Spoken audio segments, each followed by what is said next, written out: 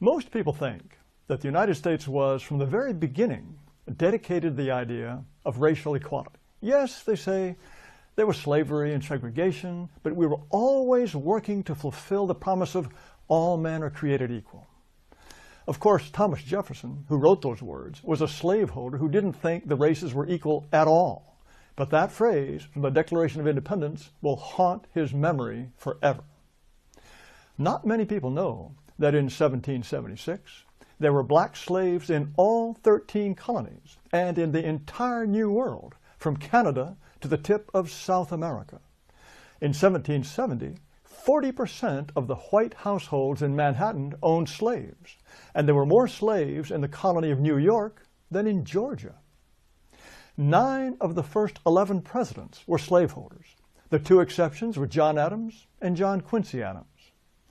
Jefferson thought slavery was a bad thing and that slaves would eventually be freed, but he wanted freed slaves sent back to Africa. There's a quotation from him on the wall of the Jefferson Memorial that goes like this: "Nothing is more certainly written in the book of fate than that these people are to be free." Well, in the original, Jefferson didn't stop there, adding, "Nor is it less certain that the 2 races equally free cannot live in the same government." That part has been conveniently forgotten. He wanted blacks deported and separated from whites so that they would be, and I quote, "beyond the reach of mixture." James Madison agreed. He wanted the U.S. government to buy up every slave and deport them.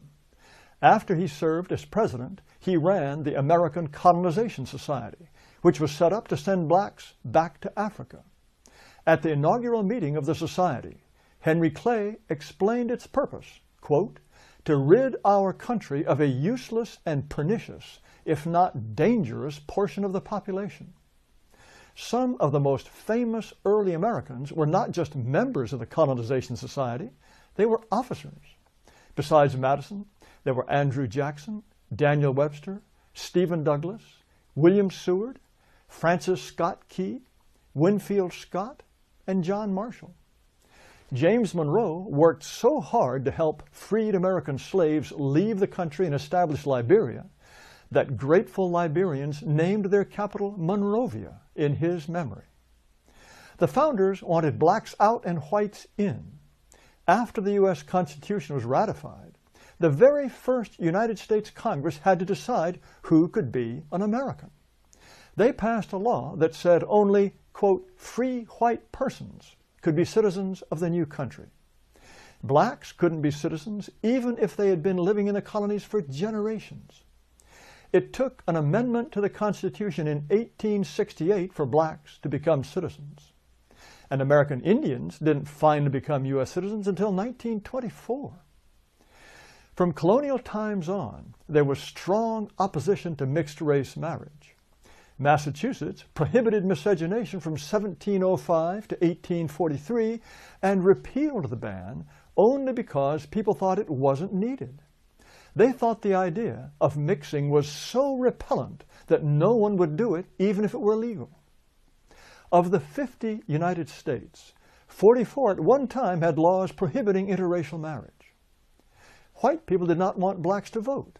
In 1855, there were 31 states in the Union, but blacks could vote only in 4.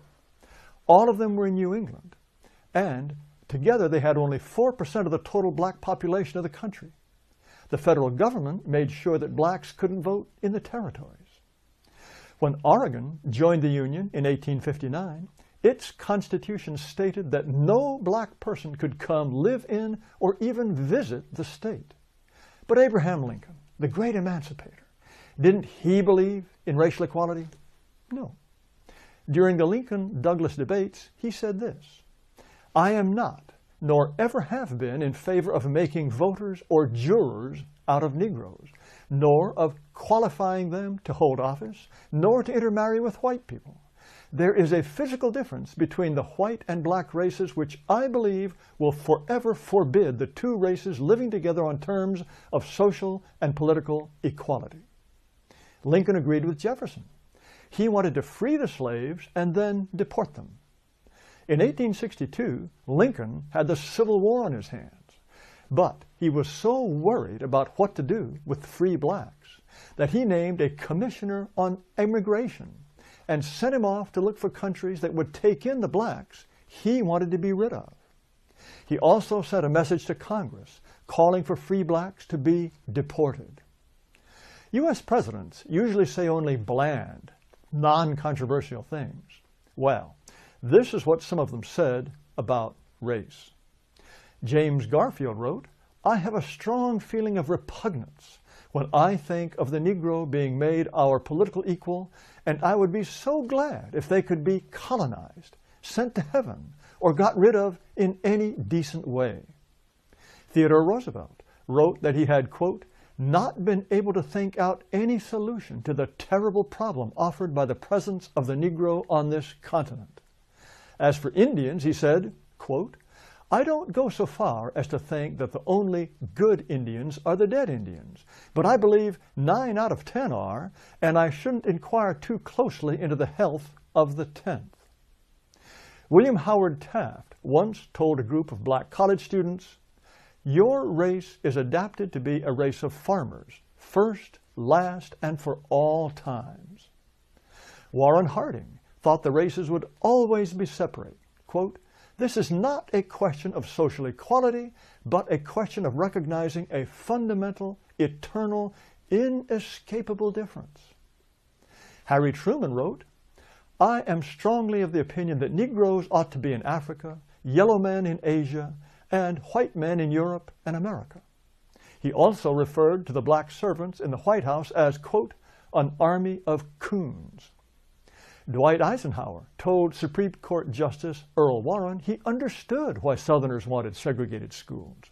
They didn't want, quote, "their sweet little girls to sit in schools alongside some big black bucks." He said that what he regretted most about his 8 years as president was sending federal troops to Little Rock, Arkansas to enforce school integration. It's not until John Kennedy, elected in 1960, that we have a president with views on race that just might be considered acceptable today. Because now, of course, we are supposed to think that race doesn't even exist. And even if it did, it would be immoral to base any decision on race. As I think I've made clear, this is a very recent way of thinking. From colonial times right up through the mid-20th century, virtually all white people believed race was an essential part of the American identity. They understood that people of different races are different and build different kinds of societies. They thought only Europeans would make the United States the kind of country that they would want to pass on to their children. So, there are two views. There is the consensus on race that lasted for more than 300 years, and there's today's view that races are perfectly equal and interchangeable, and that American can become black, Hispanic, Asian, Muslim, Hindu, anything at all. And not only will it be still America, it'll be better than ever. Well, which view is correct? Just look around. Read the news. I think you'll find